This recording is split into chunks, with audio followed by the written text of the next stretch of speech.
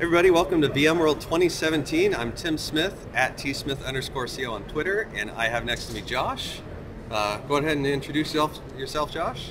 Yeah, thanks. I'm Josh DeYoung at Eurobrew on Twitter, consultant based in Portland, Oregon. Excellent.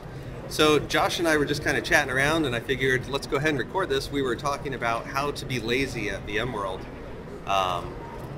Because let's face it, you don't want to do a whole lot here. There's enough walking as there is. So yes, I mean food, right? What's the lazy way to do food here? If I can do in-room dining, that's probably like my favorite thing to do because breakfast here is garbage. I mean, it's not breakfast specifically is muffins and fruit, and that's not breakfast. So I need meat, eggs, bacon, dead animals.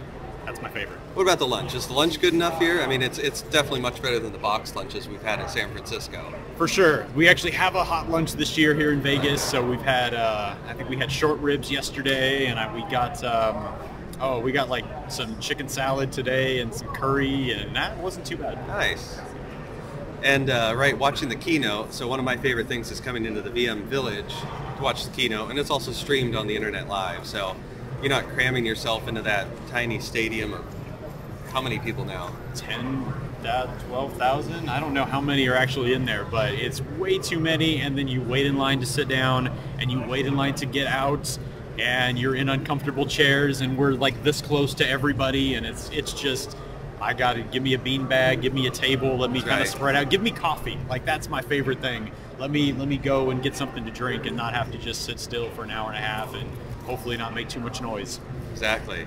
And so, I mean, like, lazy kind of pays off, right, in the VM Village here. Yes, and if there's anything that I am, it's lazy.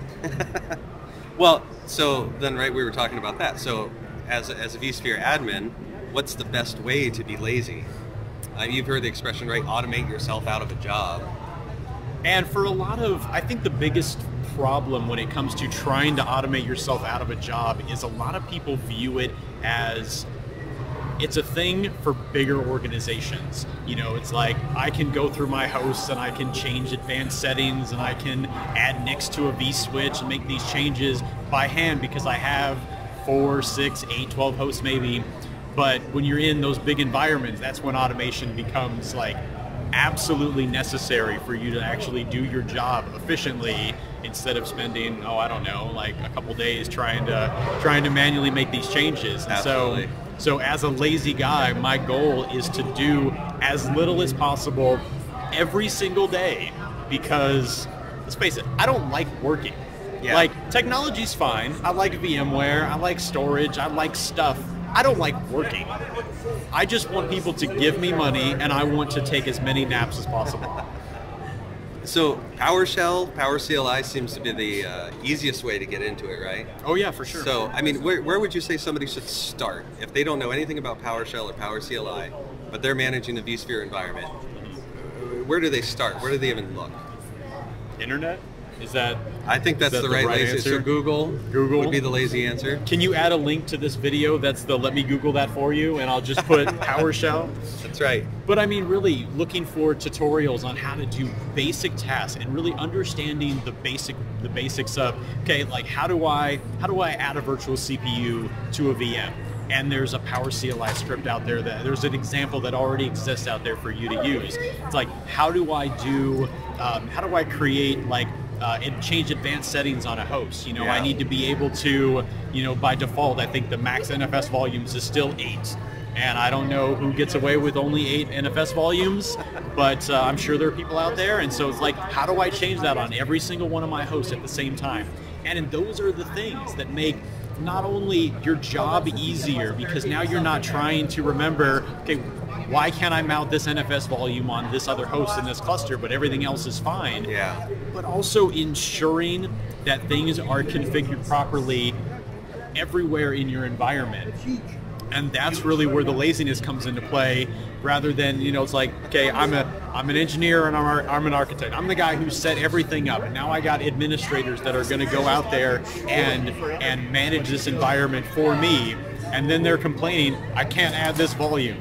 Like, so now I gotta take care of it in the middle of the night or something, and it's like, I don't want to be bothered because this takes away from my Netflix time. which takes away from my nap time.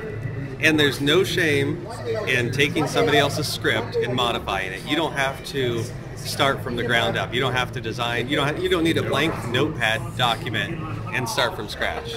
Take somebody else's work. I don't remember the last time I wrote a thing from beginning to end without copy paste from whether it was like the PowerCLI guide on VMware's website or from Luke Deakins, I believe, right? And or actually one of my old coworkers, a guy, VMNick0 on Twitter, a guy named Nick Farmer. He is the guy who taught me more about PowerCLI than anybody else, and I want to plug his site more than anything else. PCLI.me is just filled with the random scripts that he's written for us to be good at our job managing a huge environment. Excellent. So, recap, be lazy at VMworld, be lazy at your job, don't get fired at your job. Take naps. And take naps. That's right. So, links to the blogs mentioned and some PowerCLI and PowerShell resources below. And always thanks, Josh. I've got a link to his blog as well. And be sure to click subscribe below.